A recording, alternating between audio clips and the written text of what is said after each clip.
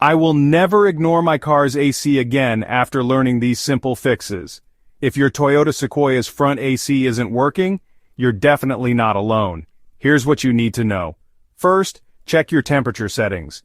Sometimes the AC is set to heat by mistake, or the fan speed is too low. Make sure your settings are right before moving on. Next, listen for the sound of the AC turning on. If you don't hear anything, your fuse might be blown or the AC button isn't working.